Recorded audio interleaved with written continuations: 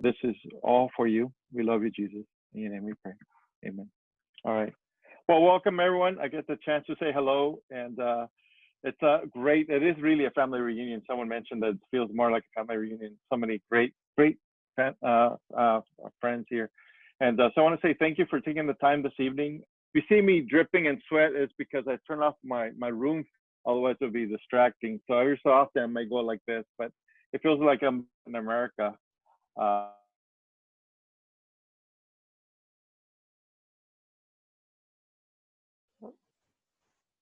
We lost you just a little bit there, Rolando. I think your connection's not great.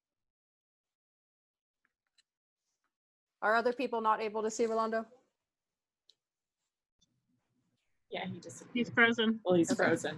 Hopefully he will come back in just 1 second.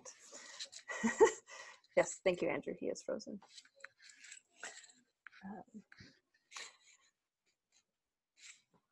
We'll give him one moment, and if he's not back quickly, then we'll go ahead and continue on. It's always a tricky thing about a Zoom meeting is you know that there's going to be some sort of unexpected technical difficulty. So hopefully this is it, and then we're free of technical issues for the whole rest of the time. So I'm appreciating the chats here. Thank you for the humor, everyone. Okay. Rolando, are you back enough and ready? Where'd you go?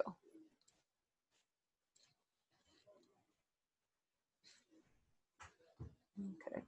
Well, I think we're going to go ahead and move on just for time's sake here, and we'll have Rolando pop back in and share when he's ready.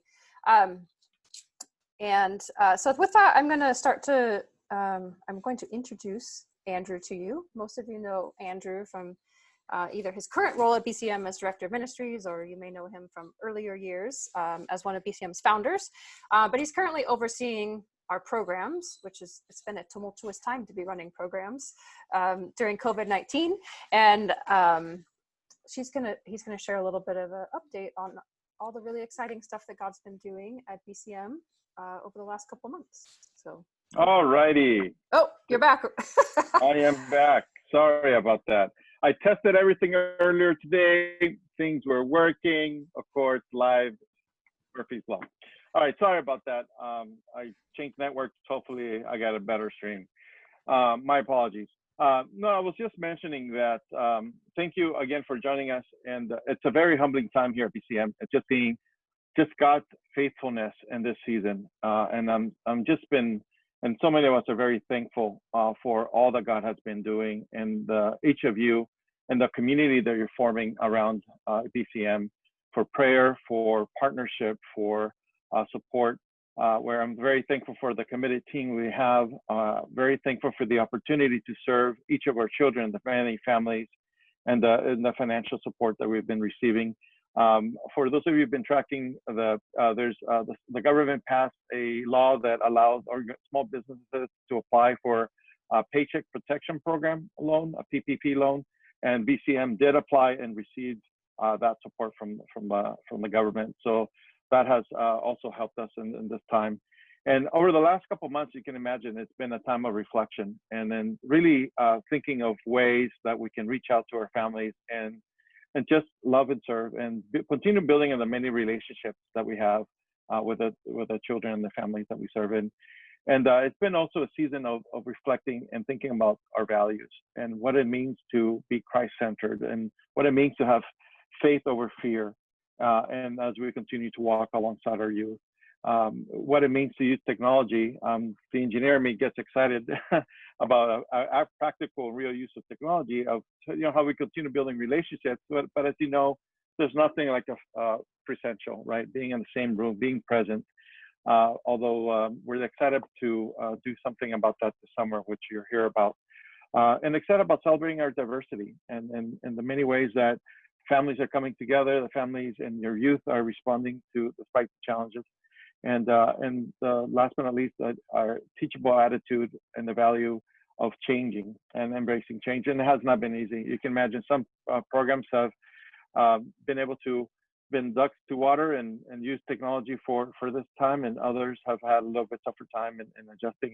But those are that's the season that we're in. We grow and change, and reaffirm that we're here to serve. We're here to love on the children and families, and be able to and we know that there's a big need. I mean, I was just doing research on some of the learning gap that's being experienced by some of the distance learning, and there's a variety of models, as you can imagine, but the many school districts that we're serving, and we're concerned for the growing gap that exists, and also we want to make sure that everyone continues to be safe, right? That's number one, and this is you know, a very difficult time, and understand that, and because of those adjustments, we want to be able to do that, and we'll follow all the health guidelines we need to.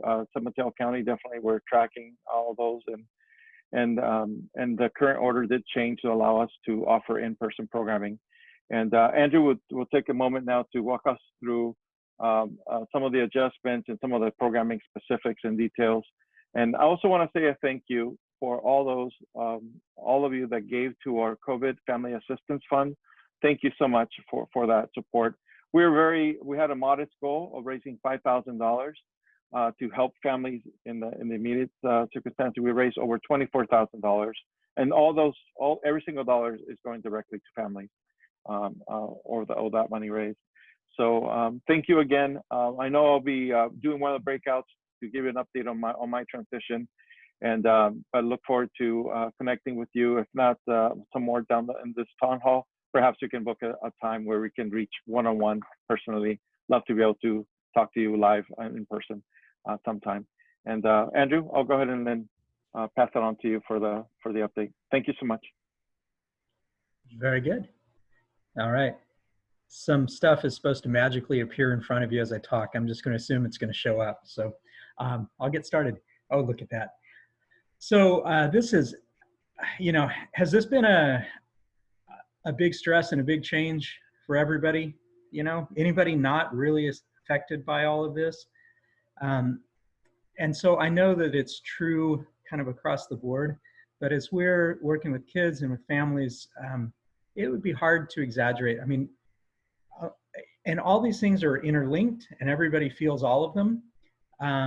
But among our elementary kids, I think there's this huge sense of loss and this sense of like, let me out of my house. I want to go see my friends. And it bubbles up and boils up. Among our teens, there's a lot of, we work with a lot of teens who are dealing with a lot of stresses, including some mental health issues. And wow, this is a stressful time and it makes things much worse. For our families, you know, we're working with all of our families and doing this Family Assistance Fund. It's really typical in interacting with families that there will be families that have lost more than one job during this shelter-in-place time. You know, and so there may be families where they needed 3 or 4 jobs to make ends meet, and they're down 2 or 3 or 2 2/3 jobs. So it is a very intense and difficult time. Okay, so what's happened at BCM? Next slide. Amy, am I moving away?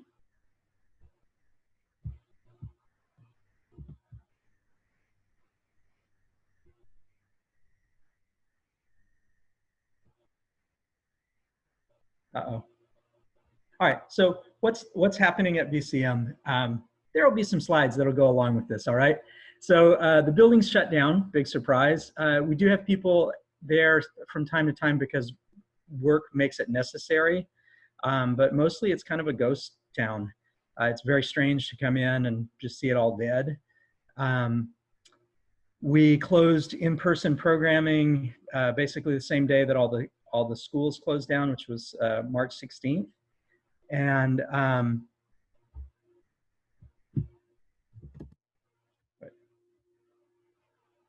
we good? Yeah, you can see my sharing, yeah? Yes, but it's still on the first slide. Can we move it? Oh. Do you want me to try and do mine? Are you Amy, still on? Amy, can you do it presentation style? Yeah. I can do this. Sorry, we're experiencing technical difficulties. Yeah. Are you seeing the serving during shelter in place currently? No, BCM Town Hall. Interesting. Okay. You want me to give it a shot to see if I can do it from mine? Yeah, because it's what's on my screen is the next slide. So. All right, so we're going to try take two. There's some really cool slides prepared for this. We'll see if we can get to them. All right, are you seeing this? Yes, I am. Okay. Okay. See if it works for you. All right. I hope you're seeing the slide that I'm seeing. Okay, and so of course, in-person programming has been down from that time. So what are we doing in the meantime? One of the main things is, like everybody else, we're going to lots of online programming. We love taking pictures of our programs. Lots of them look like this. And in general, what we found is the older the students, the easier the transition was. So for our high school students, they barely missed a beat. Robotics picked up right where they'd left off. Lit, our high school program, and Streetworks, our middle school program. I think each one of them sat out 1 week to get some formatting together, and then they were up and have been doing online meetings since then. It is much more difficult with the elementary kids. We have 2 Bible clubs that had been meeting, and they have now been running, and we get 8 or 9 kids at each one of them on Zoom calls, which is amazing, but it took several weeks to get to that number for each one of them. All right, and so I'm assuming you're still seeing the same slides I am. If not, Amy, tell me something. It says transition to online programming. All right. Yep, you're good. You're good. Our staff has been extremely creative during this time. Oh my goodness. So I love the creativity and the energy that our program managers have put in, and I love that they share so that one good idea just spreads around to other programs. So one of the things that we started was doing this self-care kind of challenge, and so students would get a list of these options for what you can do to kind of take care of yourself, make things better during shelter in place, and then take a picture of yourself. And then that enters you in a contest. One lucky winner gets a pizza delivered. So here's one of our self-care activities, is learning something new, cooking, lots of these kind of things. Also, our teen programs have added on additional kinds of meetings. In some cases, we have more frequent meetings now online than what we would have normally had in terms of group stuff, which makes a lot of sense. Also, all of our programs have done some kind of a gift bag, just giving things to the students to show love, to give them some encouragement, give them something to do. KidSmart has not been meeting online, but we've had this checkout system for our youngest elementary kids where they can get books and other educational materials that they need. And another thing is that we've scheduled for families to come and just spend outdoor recreation time at our facility. And so there's a set schedule every week, and we have like a dozen families coming in, taking advantage of that. So that's some of the kind of pivot that we've done in terms of programming. The other big thing has been the Family Assistance Fund that Rolando mentioned. That started with some volunteers and an alum of our programs saying, can we just give something to directly help? And we said, oh yeah, let's do that. So, raising $5,000, which has now almost become $25,000. So I spend a lot of time going through requests so that we can send out rental checks, bill payments, grocery cards. And so we've made at least 63 disbursements to different families.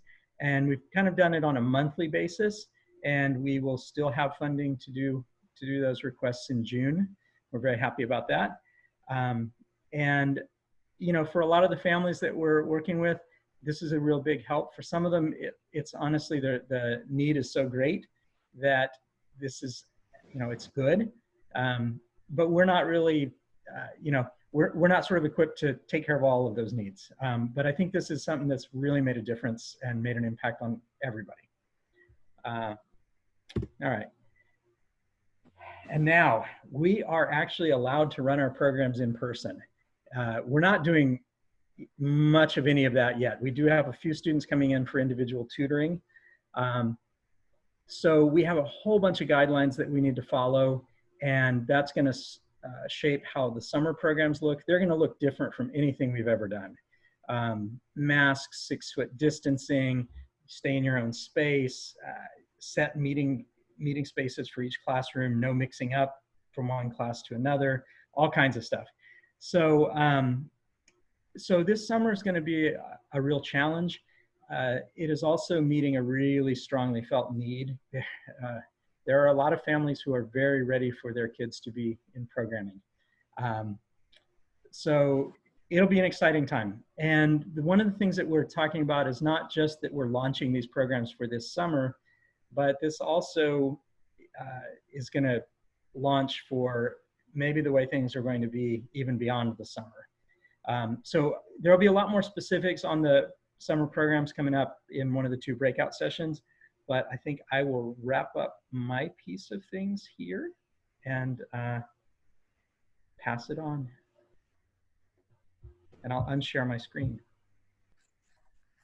Great, thank you, Andrew. And sorry everyone about more technical difficulties, but we got through it. It's a good thing 2 of us had copies of the presentation.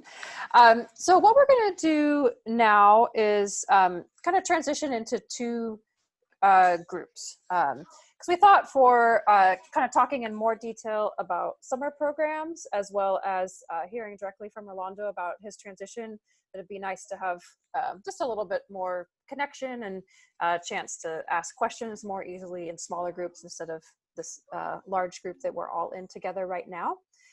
So we're going to do each session twice, essentially. There's a executive director transition session, and there's a kind of more detail about the summer program session. So half of you will go to either with Rolando or with Andrew for the first session, and then we'll come back together and then we'll flip-flop.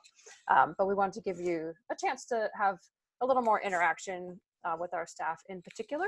So in just one moment, I'm going to send you off to your breakout room. So you'll get a little prompt on your screen asking you to accept your invitation or to join the breakout room. So you will need to say, yes, I want to join that. And that will send you off into a room with about half of the group. And either Rolando will present about his transition, and then, hi, Jackie. Bye, Jackie.